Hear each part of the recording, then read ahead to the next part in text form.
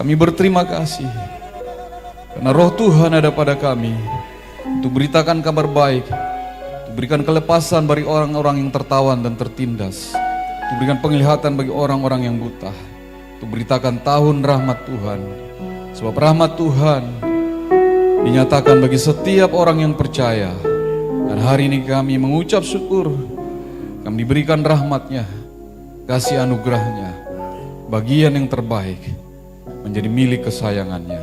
Yesus, Yesus, Yesus, Engkaulah segalanya bagi kami. Kami bersyukur, kami berterima kasih, sebab Tuhan baik, sebab Tuhan itu sangat baik, sebab Tuhan itu sangat teramat baik, sungguh mulia, sungguh agung, sungguh terpercaya, sungguh penuh belas kasihan, rahmat, anugerah, kasih sayang berlimpah-limpah. Biar berlimpah-limpah kasih sayang-Mu bagi jemaat-Mu, gereja-Mu, Ibu yang mereka Tuhan. Urapi kami terus dengan minyak kudus-Mu, dengan pengurapan yang manis, pengurapan yang dari sorga. Minyak kudus-Mu ya Tuhan. Terima kasih Tuhan Yesus. Sebentar kami akan menerima roti hidup firman-Mu. Berkatilah firman-Mu, berkati kami semua yang mendengar dan melakukan firman ini. Puji hamba-Mu yang beritakannya. Kasih Tuhan ajaib, kuasanya nyata untuk diberikan bagi orang-orang yang berharap dan berseru kepadanya.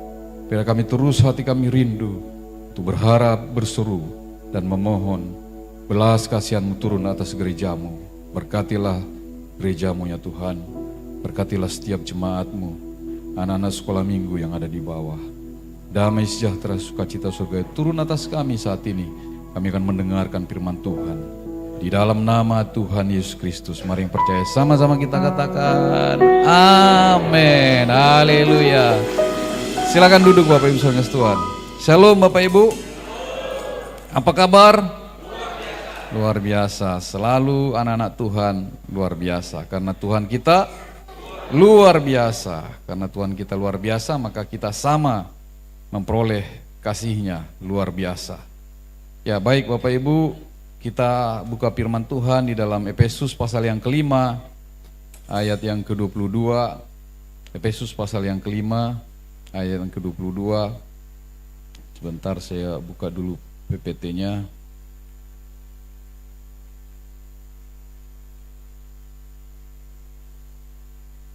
Ya, sudah ada di layar, Efesus yang kelima.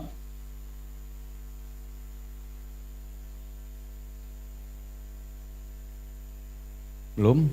Ya. Ayat yang ke-22. Efesus yang kelima ayat 22. Ya, sudah ada. Oh, di sini enggak ada, di sini sudah ada. Oke. Baik, kita baca. Perikopnya kasih Kristus adalah dasar hidup suami istri. Ayat 22, mari kita baca sama-sama 1 2 3. Hai istri, tunduklah kepada suamimu seperti kepada Tuhan. Karena suamimu adalah kepala istri sama seperti Kristus adalah kepala jemaat. Dialah yang menyelamatkan tubuh. Karena itu sebagaimana jemaat tunduk kepada Kristus, demikian jugalah istri kepada suami dalam segala sesuatu.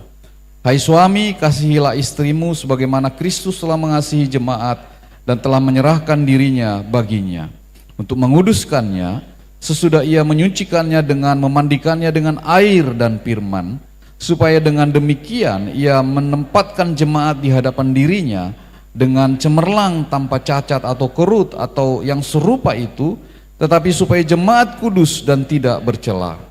Demikian juga suami harus mengasihi istrinya sama seperti tubuhnya sendiri.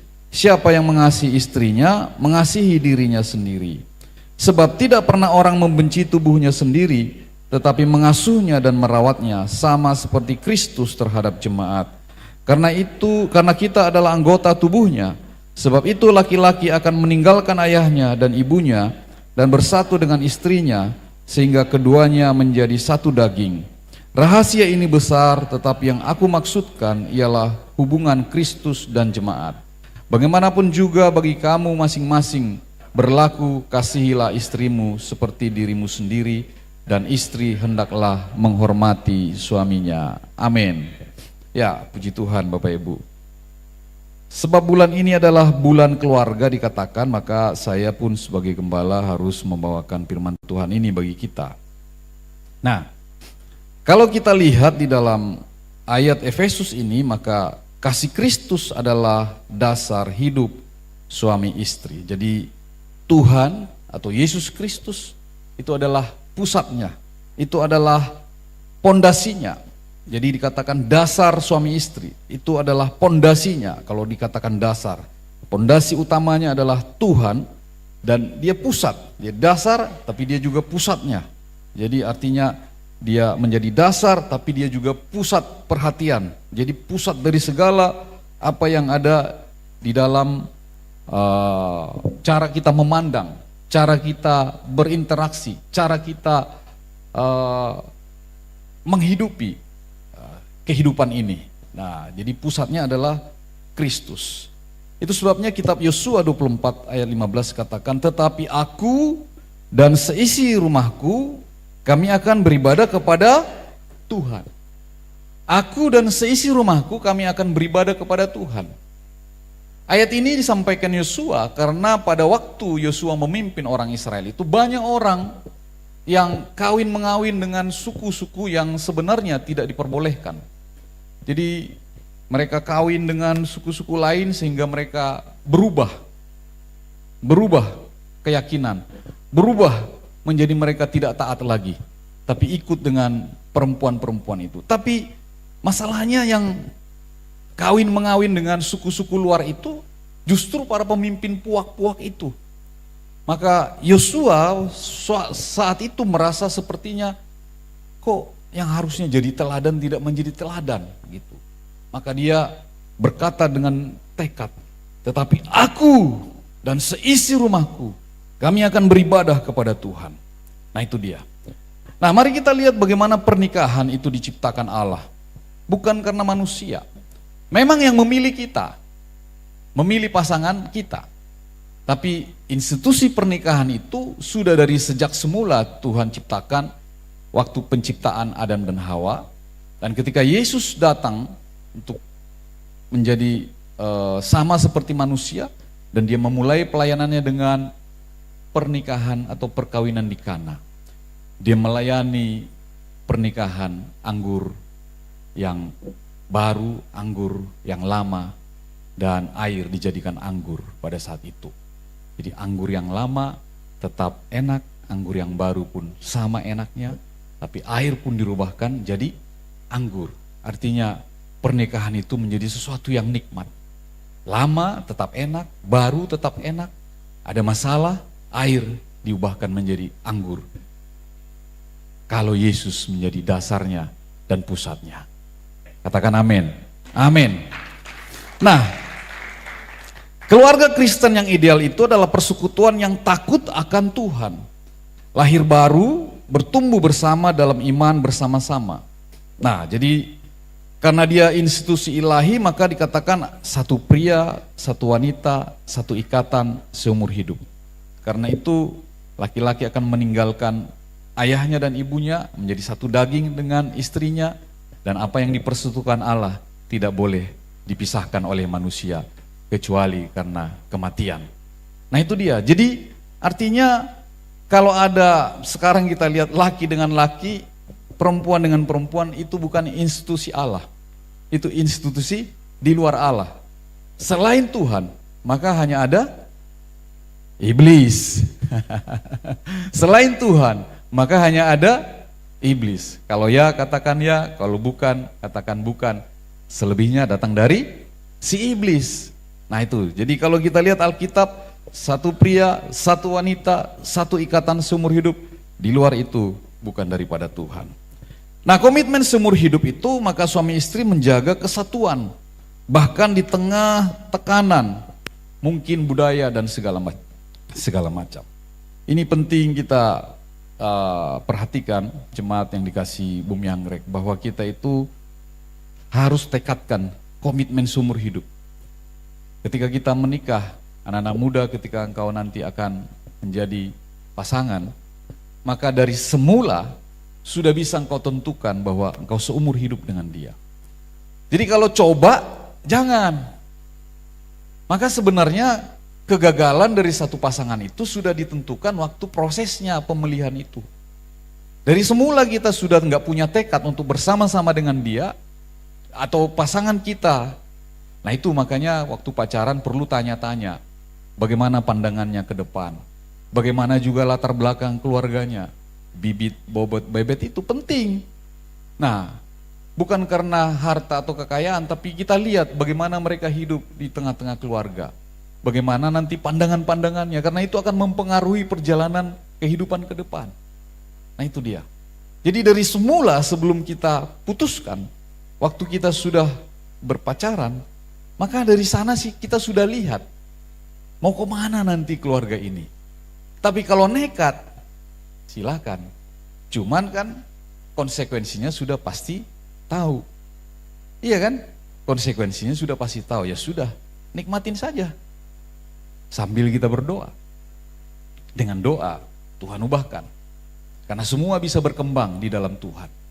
Tidak ada yang pernah gagal di dalam Tuhan, asal benar-benar di dalam Tuhan. Masalahnya setengah-setengah dalam Tuhan. Kadang maju, kadang mundur, sehingga bisa gagal. Harusnya orang yang percaya menjadi orang-orang yang terkemuka.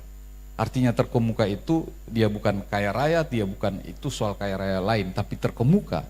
Artinya orang yang punya caranya Tuhan untuk mengelola keluarganya.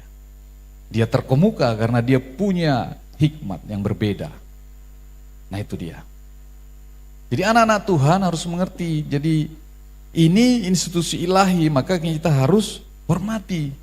Satu ikatan seumur hidup, satu komitmen seumur hidup. Tapi peran yang ditetapkan Allah bahwa setiap anggota memahami dan memenuhi perannya sesuai dengan kehendak Tuhan. Nah ini, apa kehendak Tuhan? Mana dia? Slide yang berikut, sebelumnya masih. Institusi ilahi tadi, nah ini, takut akan Tuhan, lahir baru. Oh iya itu, di bawahnya itu ya. Ya ini, nah komitmen seumur hidup ini tapi juga harus kita tahu bahwa setiap anggota itu memahami dan memenuhi perannya sesuai dengan kehendak Tuhan. Apa itu kehendak Tuhan bagi suami? Tadi kita sudah baca. Apa itu kehendak Tuhan bagi istri? Tadi sudah kita baca. Dan sebentar kita akan lihat kehendak Tuhan bagi seorang anak, bagi anak-anak yang menghormati orang tua. Slide berikutnya, peran relasional yang saling menghargai. Dikatakan suami menjadi pemimpin yang melayani. Nah, melayani itu berarti mengasihi istri, tadi dikatakan seperti Kristus mengasihi jemaat. Nah, seperti Kristus mengasihi jemaat. Bahwa jemaat itu tidak pernah ditinggalkan oleh Kristus. Jadi saya sudah memahaminya Bapak Ibu sebagai gembala 12 tahun, sebagai diaken 14 tahun, jadi hampir 27 tahun ini kita melayani. Sebagai anak muda juga saya pernah menjadi gembala anak-anak muda hampir 4-5 tahun. Jadi dari tahun 91 saya sebenarnya sudah melayani Tuhan. Jadi saya melihat bahwa penyertaan Tuhan bagi jemaat itu tidak pernah habis. Yang habis adalah jemaatnya, habis semangatnya. Tapi Tuhan tetap memberikan kebaikan, karena dia sumber kebaikan bagi setiap orang yang benar-benar percaya kepada dia. Jadi suami memimpin secara rohani. Ini ya, jangan terbalik. Suami memimpin secara rohani. Peran itu jangan sampai diambil oleh istri. Karena nanti dia bisa berlebihan dengan itu. Dia jadi suka-sukanya karena rohani dia pegang, rumah tangga juga, dapur segala macam dia pegang. Wah, jadilah suami yang di bawah DKI. Apa itu? Saya nggak lihat di firman Tuhan itu dibawa ketiak istri. Tapi suami-suami yang jadi takut sama istri, bukan takut sama Tuhan. Itu pun tidak baik. Memimpin secara rohani, mendidik anak dalam ajaran Tuhan dan memenuhi kebutuhan keluarga. 1 Timotius 5 ayat 8, memenuhi kebutuhan keluarga. Suami-suami jemaat GBM Anggrek, Jangan tahan-tahan penghasilanmu kepada istri. Jangan tahan-tahan. Banyak suami-suami, maaf, di luar sana, bukan di sini. Dia kalau lagi sebel sama istrinya, udah gak kasih uang belanja. Rasain loh gitu. Kami pernah alami. Bukan kami sedengan Burita, tapi orang tua saya lihat pernah seperti itu. Gak dikasih belanja, berbulan-bulan gak dikasih belanja. Sedih. Kita anak-anak pada waktu itu harus berpikir juga, cari akal. Untung Tuhan pelihara tetap. Kalau tidak ada Tuhan, wah gimana ya? Nah itu dia, suami-suami perhatikan baik. Jangan menahan penghasilan kepada istri. Kalau ada uang, kasih. Nah, takarannya sepakat sendiri. Berapa itu? Nah itu dia. Istri menjadi penolong yang sepadan. Namanya penolong sepertinya di atas, tapi sepadan. Di WBI kemarin kan saya udah khotbah tentang istri menjadi penolong yang sepadan. Jadi dia harus mendukung visi keluarga dengan kasih dan hormat. Nah itu dia. Kalau marah-marah cerewet boleh, tapi istri harus punya pengertian bahwa dia tetap menghormati suaminya. Jangan cerewet sampai ke masa lalu, ke belakang-belakang, ke keluarganya. Itu meruntuhkan namanya. Itu bukan istri yang hormat. Itu bukan istri yang membangun. Tapi istri yang mau meruntuhkan. Kalau sampai suami terluka, bahaya. Jangan korek-korek di masa lalu. Karena engkau punya mulut yang lancar, korek-korek semua. Suami, kakaknya, adiknya, mamamu dulu gak setuju. Enggak. Kalau menaruh hormat, ya sudah masa lalu dia, biarlah kenangan di masa lalu. Tapi terang Tuhan juga ada di masa lalu yang membawa dia bersama dengan saudara-saudari hari ini. Karena terang Tuhan di masa lalulah yang membuat dia tetap percaya kepada Tuhan dan menjadi pasangan kita hari ini. Itu namanya hormat. Jadi kita mendukung, istri harus mendukung visi keluarga. Masalahnya memang laki-laki hari-hari ini banyak yang gak punya visi. Terus terang, saya amat-amati. Ada banyak laki-laki yang tidak punya visi.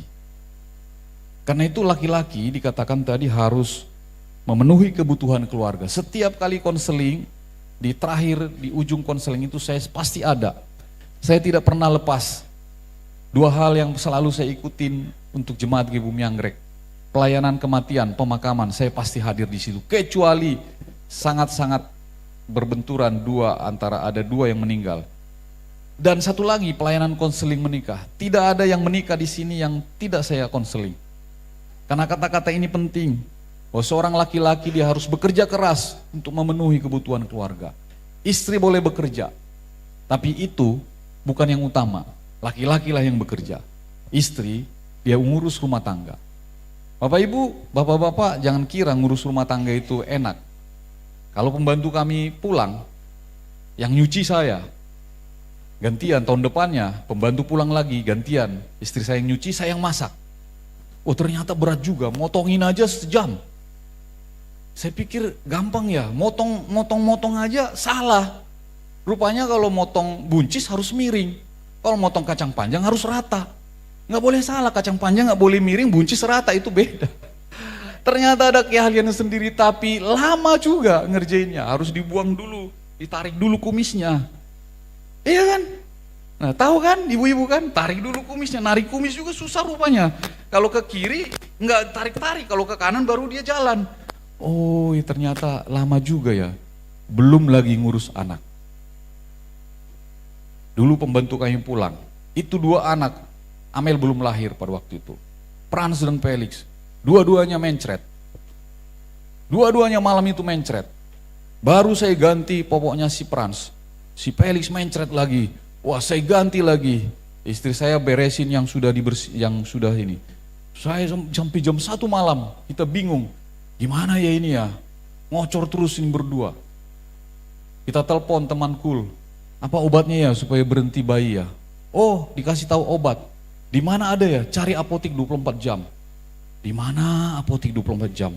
Di Rawakalong katanya. Saya pergi jam 1 malam ke Rawakalong. Apotiknya tutup. Nah saya tanya orang, di mana ya ada apotik yang buat obat bayi kalau mencret-mencret? di Wisma Asri. Hampir jam 2 kita saya di Wisma Asri.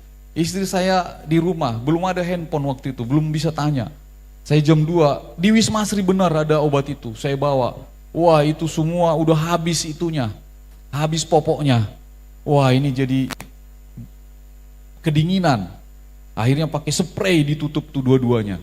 Saya kasih. Sebentar lagi berak lagi, masuk lagi kamar mandi. Belepotan lagi tangan saya. Waduh, benar-benar. Jangan kira gampang ngurus anak-anak. Berat. Berat. Benar ya ibu-ibu ya? Benar. Nah, maka itu kita harus kerjasama.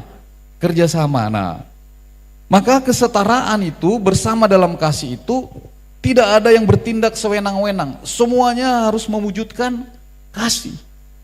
Kalau saya tenang-tenang saya bilang, ya udah, anak mencret 2 urusin aja lah, saya tidur aja. Kira-kira ada kasih nggak di situ? Nggak ada. Suami nggak boleh berleha-leha, kita lihat istri kita lagi susah payah. Malah kita harus lebih dari, maka harus berlomba-lomba untuk mewujudkan kasih itu. Amin. Nah, harus saling melengkapi, bukan saling bersaing. Ada peran yang berbeda, tapi Allah menciptakan pria dan wanita itu setara dalam nilai. Setara value-nya sama. Value-nya sama. Value-nya apa? Kasih itu value-nya. Nah, itu dia. Jadi di sini nikmatnya sebenarnya keluarga itu. Kalau kita memahami peran masing-masing walaupun berbeda caranya. Amin. Nah, kalau sudah lebih tua mungkin seperti saya udah usia-usia di atas pensiun lah, udah pensiun 56 kan nih. Nah, udah usia pensiun, kita udah lebih paham. Udah jarang-jarang lah kita marah, membentak atau jarang-jarang karena kita udah paham, ya udah biarin aja lah. Ya memang begitu, dulu juga begitu dia. Masa sekarang komplain kan gitu. Masa dulu udah kita kenal begitu, sekarang kita hadapi, masa sekarang komplain? Emang dulu begitu ya sudah. Iya kan? Nah, itu dia. Nah, jadi sekarang mau kita lihat bagaimana kriteria daripada keluarga yang ideal. Yang pertama adalah keluarga yang sudah diselamatkan. Di dalam Yosua 24 ayat 15 tadi, keluarga yang ideal adalah keluarga yang dimana semua anggotanya itu sudah diselamatkan. Aku dan seisi rumahku akan beribadah kepada Tuhan. Jadi memiliki Tuhan yang sama, keyakinan yang sama. Nah, ini Bapak Ibu, anak-anak muda perhatikan, memiliki iman yang sama, keyakinan yang sama. Jadi dari sekarang kau sudah bisa melihat nanti permasalahannya apa. Ada laki-laki atau perempuan yang beda agamanya, beda imannya. Lalu kamu terima berpacaran. Itu namanya nyobain Tuhan. Ah, nanti nggak apa-apa, nanti dia bisa berubah. Hati-hati, bisa. Semoga Tuhan mendengar doamu. Tapi kalau tidak, keluarganya lebih kuat, nggak boleh kamu berpindah agama. Wah, itu nggak enak. Pergi sendiri ke gereja, pergi sendiri kalau ada acara agama Kristen. Susah kan? Jadi dari awal sebenarnya kita sudah bisa memprediksi seperti inilah yang akan datang. Tapi kalau kita sudah yakin bisa kuat di situ, ya nggak apa-apa. Tapi jangan nanti menyesal. Biasanya kan penyesalan datang belakangan. Setelah belakangan dia mulai korek-korek. Nyesal aku dulu milih dia ini. Ada yang kira-kira ngomong seperti itu sama istri atau suaminya? Ada, jangan pura-pura, ada. Ada. Saya pun dulu begitu. Saya pun dulu nyesal milih Burita. Tapi menyesalnya saya, untungnya saya datang kepada Tuhan. Saya puasa 3 bulan. Komplain sama Tuhan. Tuhan, kenapa saya dapat istri yang begini? Kelihatan diam-diam tapi cerewetnya minta ampun. Kerasnya juga minta ampun. Ternyata semua perempuan hampir semua cerewet. Semua juga keras. Saya bilang begitu. Tapi dalam perenungan firman itu, sekali saya dapat kasih istrimu. Saya berontak dengan itu. Kasih apa lagi? Saya 100% semua gaji saya kasih ke dia. Saya cuma dikasih 1.000 perak setiap hari ke stasiun. Dari stasiun saya ambil angkot, jemputan kantor ke Cikarang. Pulang, saya kalau diajak teman, gak pernah mau diajak. Kenapa? Gak ada ongkosnya mau pulang. Bahaya. 1.000 perak. Setahun saya lebih, 1,5 tahun itu 1.000 perak setiap hari. Bapak-bapak kalau 1.000 perak, serem ya. Jadi pas-pasan aja dari naik angkot dari sini ke sana, nanti pulang naik angkot di sini. Wah itu benar-benar berat banget pada waktu itu. Saya sampai mengeluh sama Tuhan.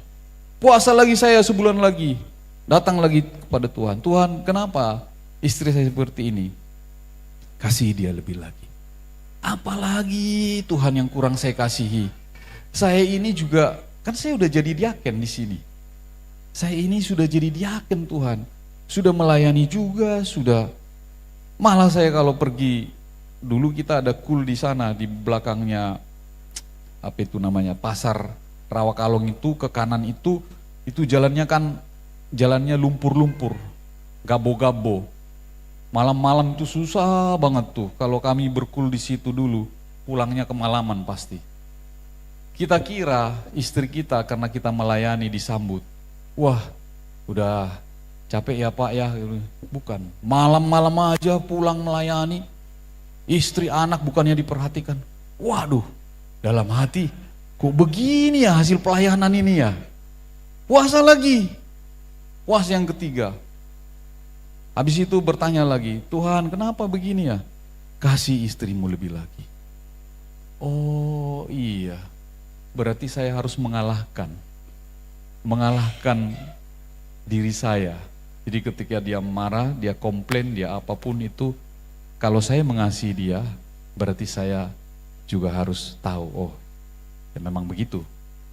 Gak perlu harus diperdebatkan, gak perlu harus ribut dengan itu.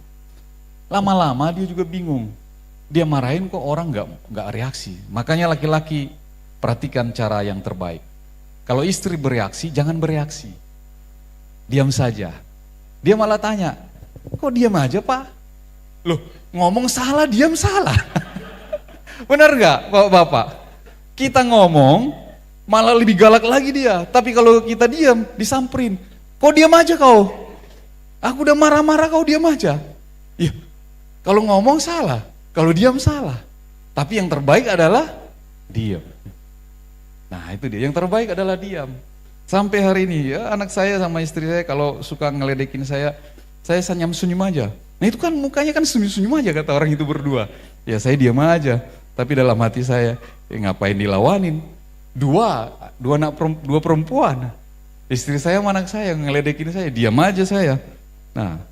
Nah itu dia kalau udah kalah begitu katanya. Ya diam aja saya. Gak perlu diapa-apain.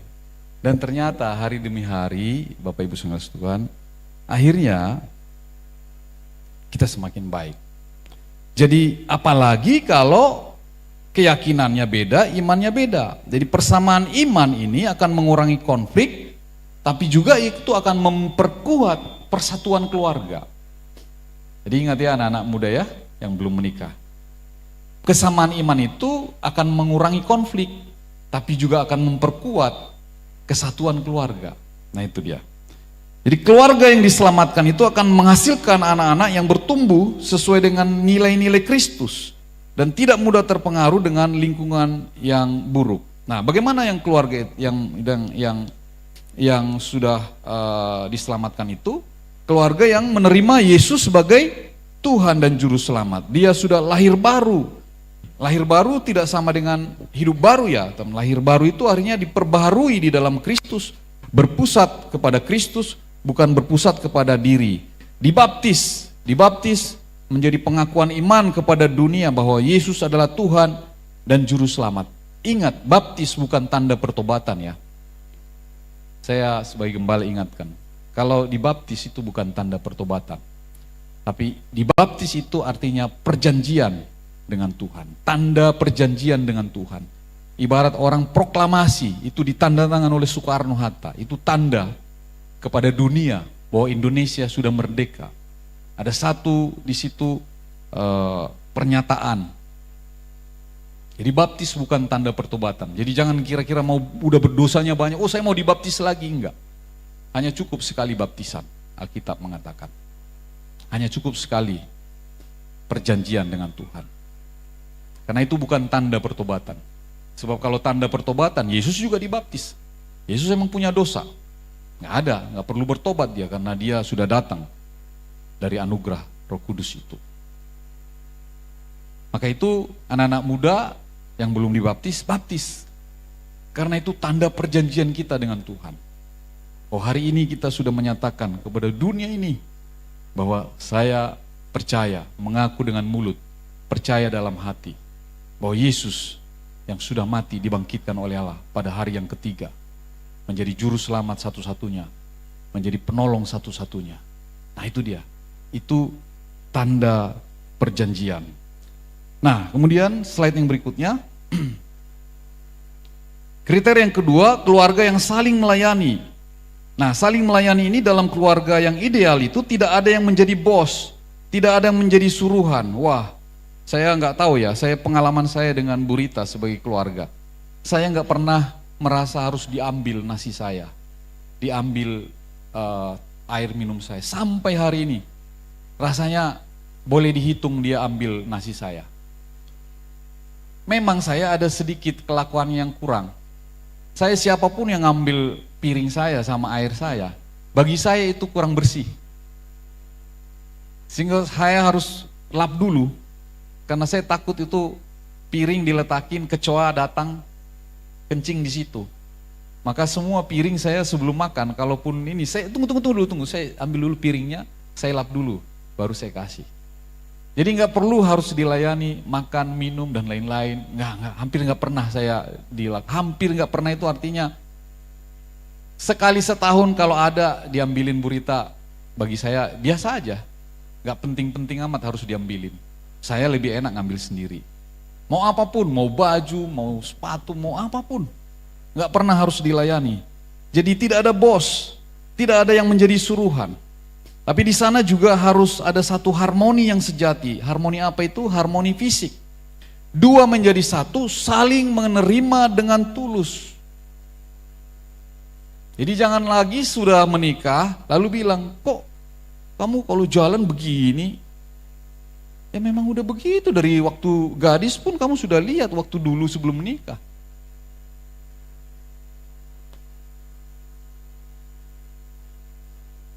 Mukanya mulus, mukanya nggak mulus menjadi persoalan, nggak jadi persoalan. Bu Rita pipinya nggak terlalu mulus, tapi saya dari dulu sudah begitu. Jadi saya melihat itu mulus aja. Kenapa ya dari dulu? Nggak masa saya komplain setelah tua, kenapa mukamu nggak mulus? Ya memang begitu. Apalagi hidungnya mancung ke dalam atau mancung keluar? Ya memang dari dulu udah begitu, kenapa dikomplain setelah tua?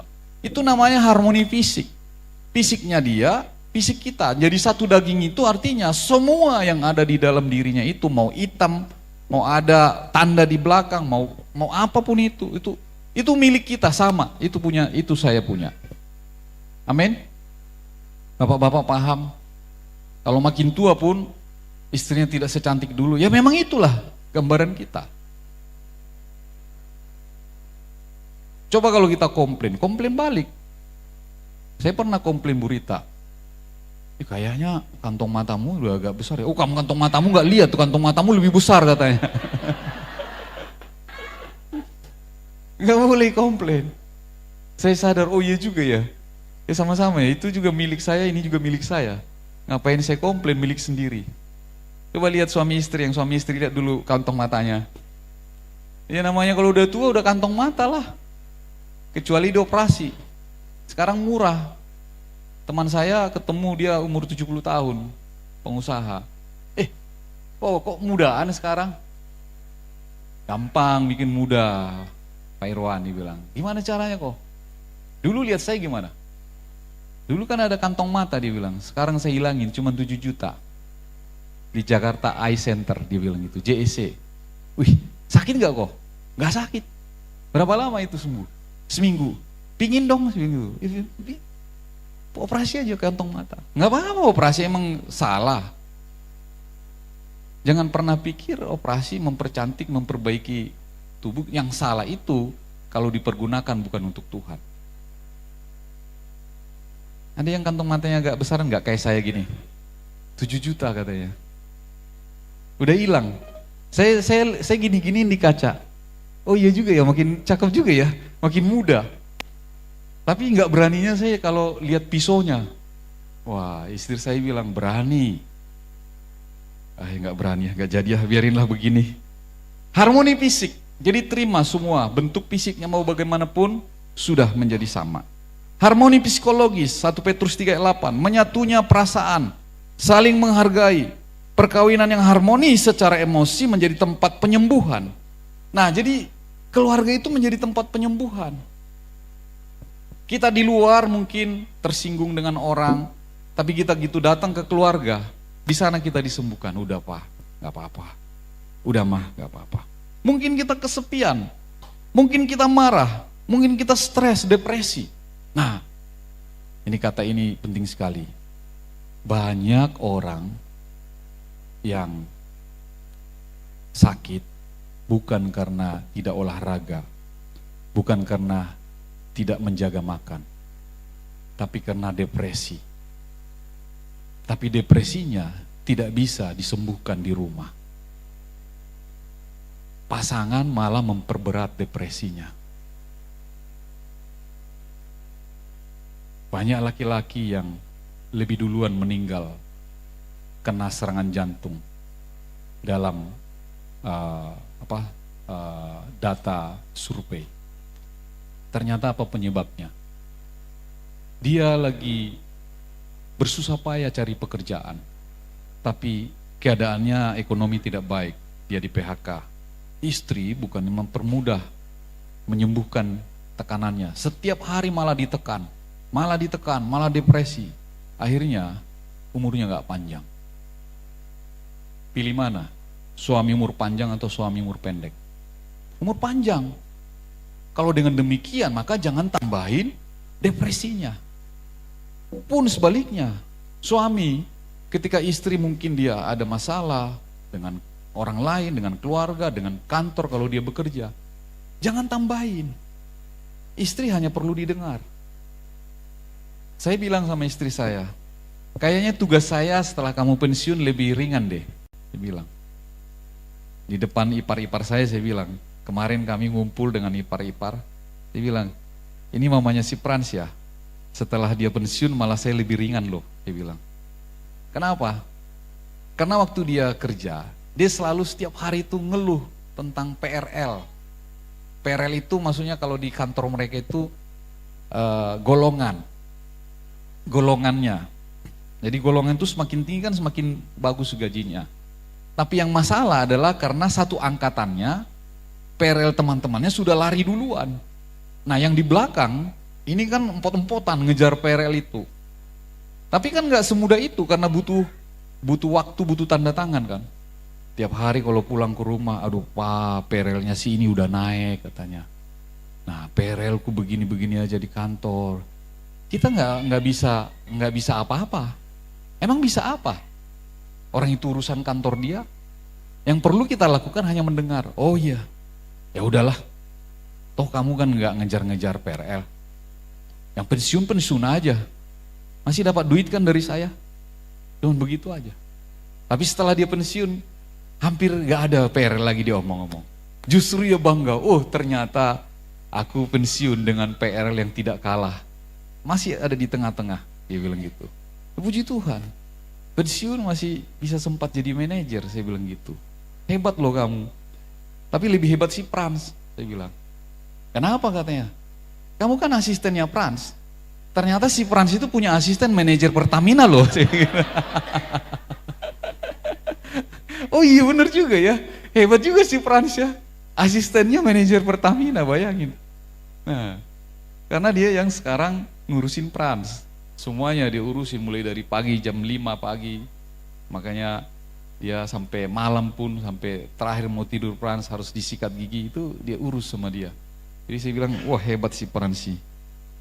Nah, jadi tidak ada harmoni psikologis di sana, tapi juga ada harmoni rohani. Orang Kristen harus menikah dengan sesama orang Kristen supaya ada harmoni rohani. Satu iman untuk memudahkan doa, ibadah bersama, tumbuh rohani bersama. Iya kan? Nah kalau beda-beda gimana? Satu manggil Yesua Masya, satu lagi manggil yang lain. Susah. Susah jadinya, mau mencocokkannya berat sekali. Syukur-syukur, ya syukur-syukur ini kan bisa ya bisa tidak. Kalau akhirnya salah satu atau pasangannya yang tidak percaya kepada Yesus menjadi percaya. Wah, banyak juga ya anggota jemaat kita ya.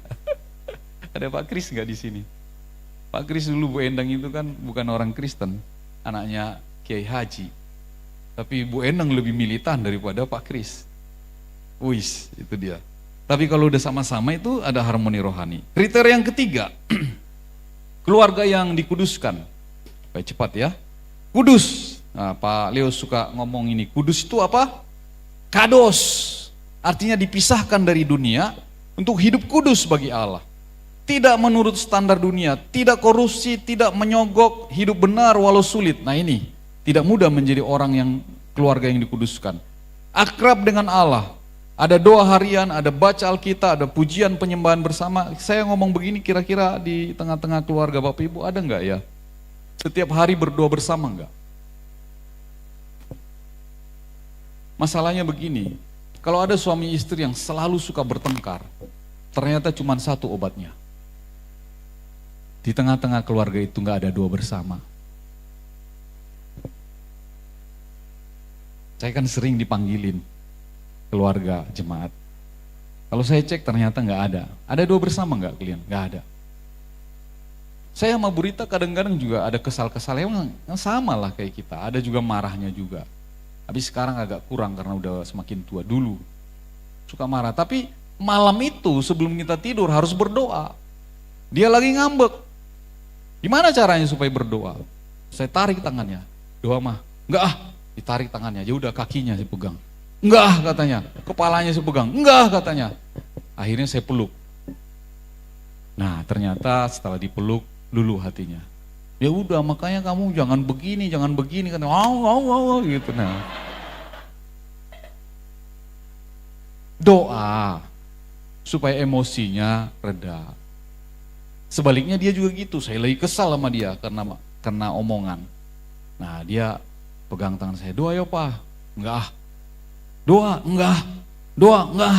Akhirnya dia tindih saya, doa katanya. Ya udah. Akhirnya doa bersama. Nah itu dia. Nah itu Bapak Ibu saudara Tuhan. Jadi keluarga yang dikuduskan. Kriteria yang keempat, keluarga yang tersenyum bersama.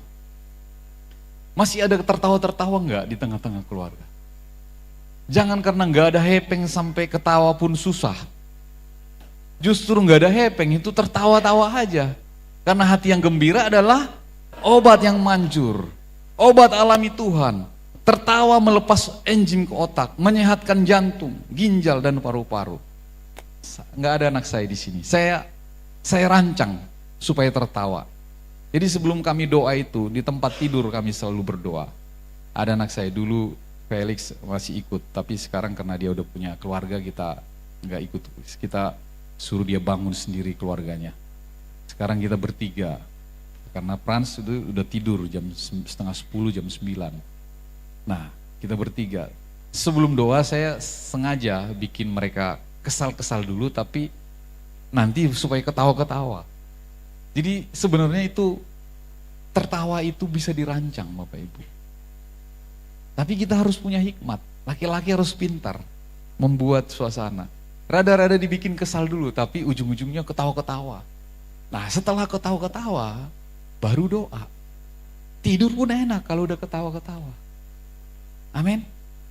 Nah, jadi laki-laki harus punya visi. Laki-laki yang mengatur semuanya suasana rohaninya.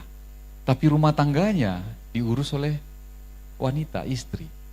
Tapi rancangannya ada di otak kita. Oh mau bikin apa ini hari ini nih. Nah kita kadang-kadang bikin dulu sesuatu yang lawak-lawak, lucu-lucu gitu. Saya kan hidung dengan anak saya perempuan tuh sama-sama melernya gitu, lebarnya. Jadi saya kadang-kadang pura-pura dia datang mau doa, kayaknya lebih lebar hidungmu deh. Ambil dulu penggaris, ukur dulu gitu. Apa sih bapak ini, dia kesal. Nah, saya ukur.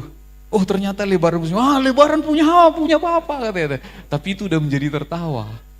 Makanya Mel, dia itu memang begitu, kata istri saya. Itu hanya membuat suasana komunikasi aja cair. Nah itu, supaya kita ada tertawa. Karena pasti kalau ada tertawa, maka itu menyehatkan jantung, menyehatkan ginjal, menyehatkan paru-paru. Hati yang gembira adalah obat, seperti obat hati yang senang, tapi semangat yang patah keringkan tulang. Hati yang gembira Tuhan senang. Ada satu film waktu itu, film saya lupa nama judulnya. Kami nonton bertiga sama-sama dengan Amel. Film itu begitu sedih ya. Film itu bukan keluarga ideal. Si laki-laki sangat egois. Sudah gak punya penghasilan, minta istrinya itu buka laundry. Ambil terus uang itu. Dia main judi online. Dia gak ada pengertian, gak ada visi, gak ada empati. Yang ada hanya egois. Nih hati-hati ya, laki-laki jangan sampai begini. Gak ada egois. Gak ada pengertian, egois banget. Dan si istri ini sangat lembut. Dia tidak komplain. Anak-anaknya komplain. Kenapa mama tidak tinggalkan saja? Kenapa mama masih mau terus sama dia? Enggak apa-apa. Doa. Tapi dalam perjalanannya akhirnya istrinya sakit. Kanker. Nah, dari film itu kita bisa belajar kalau kita egois, maka ada dampak buruk kepada anggota keluarga kita. Kalau dia pendiam, itu pun tidak baik. Karena ternyata itu mukul fisiknya. Fisiknya dihantam dari tekanan di dalam. Dia mau berontak sebenarnya tapi nggak bisa. Fisiknya kena kanker. Nah itu dia. Akhirnya mati istrinya. Baru dia menyesal, laki-laki. Tapi sudah selesai semuanya. Jadi Bapak Ibu saudara Tuhan, hidup itu harus dibuat bergembira. Amin. Bukan karena nggak punya uang, bukan karena harus punya uang, enggak. Sama, mau punya mau nggak punya uang, dibuat gembira. Jemaat yang kasih bumi anggrek, ingat kata-kata ini. Keluargamu harus ada tertawa satu hari. Keluargamu harus ada tertawa satu hari itu.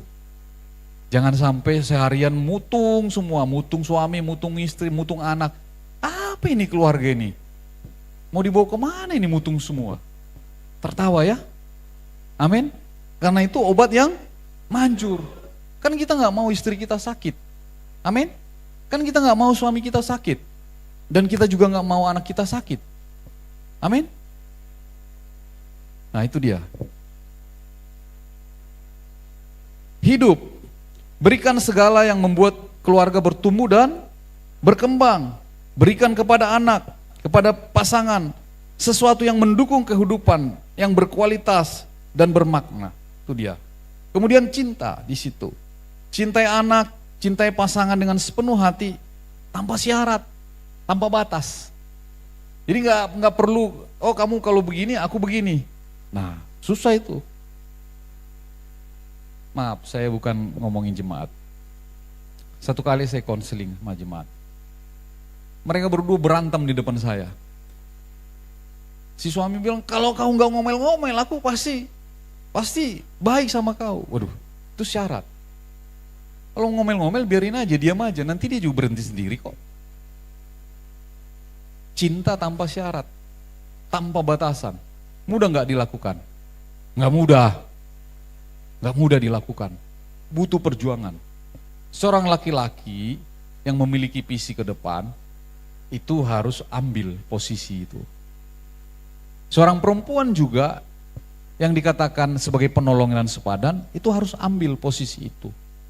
Maka di sana tanpa batas, tanpa syarat. Bukankah ada orang berselingkuh, bercerai gara-gara kasih karena kasih ada batas, ada syarat. Akhirnya dia lihat perempuan lain, oh menarik ya, tapi sebenarnya menambahin kesusahan. Dia lihat wanita lain atau laki-laki lain, menambah kesusahan. Iya kan?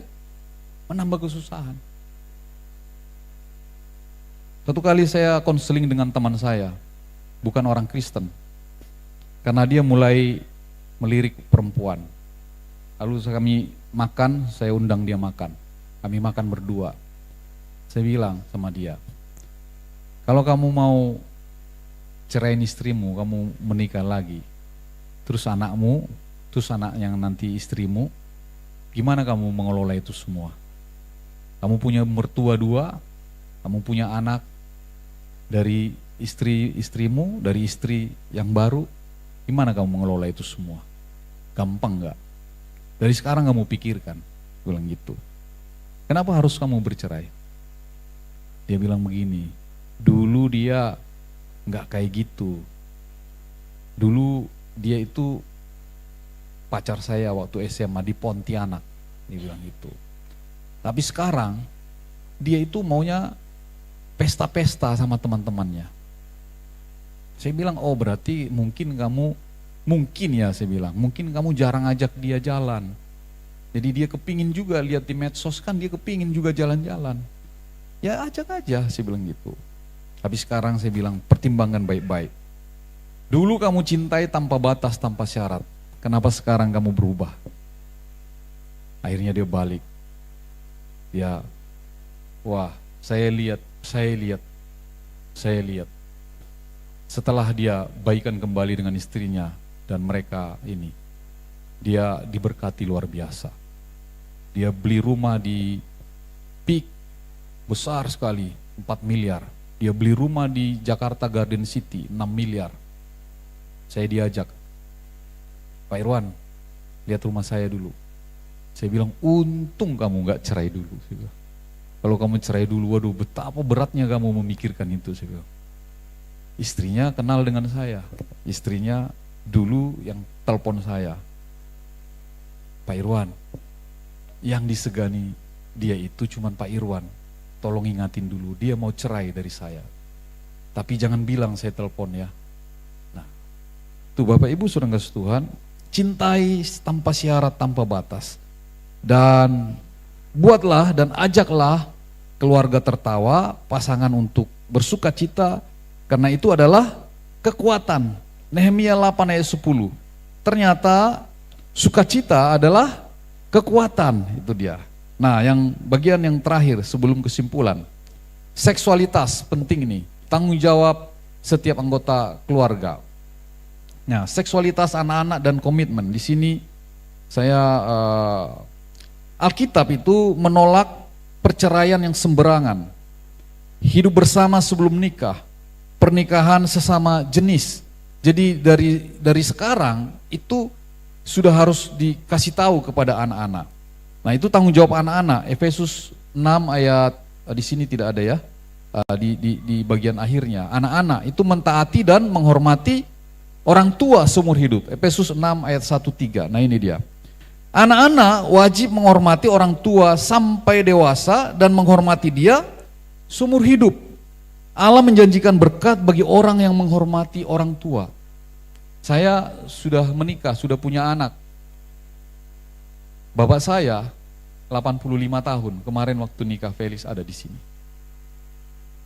Saya itu masih terus menaruh hormat sama dia. Tidak berani bantah, kecuali dalam hal itu masih tentang logika. Waktu dia datang, dia komplain kepada saya. Kenapa Felix tidak kamu pestain adat? Apalah jawaban yang terbaik ya? Kamu itu memutus marga, dia bilang gitu. Gimana lah saya harus jawab ini ya? Saya merenung-renung. Tapi saya nggak bisa Pak. Karena dari pihaknya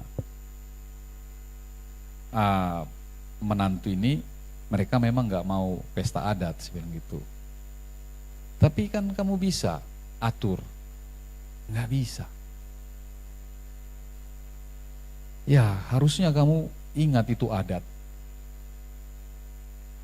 Sebagai orang yang menghormati, saya cari akal supaya dia nggak tersinggung. Untuk memutuskan itu sudah tepat. Lalu saya tanya dia, di antara kami berenam, ada satu kita yang nggak diadat yang itu. Ada kan sih yang itu? Ada satu yang terakhir, adik saya yang laki-laki. Bapak dulu berusaha nggak itu diadatin? Iya. Kenapa nggak terjadi? Karena sukunya beda, mereka nggak mau. Ah ya sama. Jadi tetap kita punya kegagalan untuk sesuai keinginan kita. Jadi kita nggak selalu dapat semuanya, Pak. Iya, kamu benar. Kalau gitu salaman kita. Kami salaman. Udah ya, sepakat ya. Jadi nggak perlu diperdebatkan kenapa nggak adat. Ya sudahlah, jalan. Bapak Ibu, kalau kita menghormati orang tua, jangan sakiti dia. Memang saya lebih pintar, sekolah lebih tinggi, tapi harus kita cari akal. Karena dia orang tua. Anak-anak muda, jangan pernah sakiti orang tua. Pesan ibu saya yang paling saya ingat sampai hari ini, ada 2. Waktu dia sebelum meninggal. Pertama, jangan pernah sakiti istrimu. Yang kedua, jangan pernah sakitin bapakmu. Wah, itu terus mengyang-nyang. Kadang-kadang saya kesal juga sih lihat bapak saya, tapi karena itu jangan pernah sakiti bapakmu. Saya harus cari cara untuk berbicara supaya dia nggak sakit hati, tapi dia bisa menerima. Nah itu Bapak Ibu saudara Tuhan. Saya nggak tahu Bapak Ibu gimana, tapi hari ini firman ini mengingatkan kita, cari cara untuk mencari jalan tengah. Dua-duanya sepakat, win-win solution, bisa berdamai. Amin. Nah mungkin engkau nggak bisa berdamai dengan saudaramu, tapi dengan orang tua harus hati-hati. Karena itu dikatakan apa? Kalau kita menghormati orang tua kita, maka kita mendapat berkat Bapak Ibu saudara Tuhan. Setiap orang yang menghormati orang tuanya, maka Allah menjanjikan berkat bagi mereka yang menghormati orang tua. Efesus 6 ayat 1-3. Nah, yang terakhir, kesimpulan. Kesimpulannya adalah harmoni dalam kasih dan pengampunan, saling mengampuni, komitmen bersama, ada teladan Yesus di sana. Tapi ingat kata-kata ini yang paling penting Bapak Ibu saudara Tuhan. Keluarga yang ideal bukan keluarga yang sempurna. Keluarga yang ideal bukan keluarga yang sempurna, tetapi apa? Keluarga yang berjalan bersama dengan Yesus. Gagal boleh, salah boleh, pernah, gak apa-apa. Mungkin kita belum tahu firman Tuhan pada waktu itu. Tapi kalau kita berjalan dengan Tuhan Yesus, makin baik, makin baik, makin baik, makin baik. Syukur-syukur kalau kita nggak pernah salah jalan. Saya puji Tuhan sampai umur 56, puji Tuhan. Saya banyak beberapa tempat di luar negeri, hampir saya bilang, hampir itu kenapa? Karena ya memang begitu keadaan kita. Ya dijamu dan lain-lain, itu hampir pernah. Tapi sampai hari ini saya bersyukur. Bapak Ibu kalaupun pernah, tapi Yesus itu penuh kasih. Berjalanlah bersama dengan Tuhan. Memang ada konsekuensi dari setiap dosa, tapi berjalanlah bersama dengan Tuhan. Daripada tidak. Kalau tidak maka akan lebih hancur. Maka itu berjalanlah bersama dengan Tuhan Yesus. Coba kiri kanan mobil katakan, berjalanlah bersama dengan Tuhan Yesus. Mari kita semua bangkit berdiri. Bersama keluargaku melayani Tuhan, bersatu selamanya mengasihi Engkau. Tiada yang dapat melebihi kasih-Mu ya Tuhan. Bagi kami Engkau segalanya. Bersama keluargaku, bersama keluargaku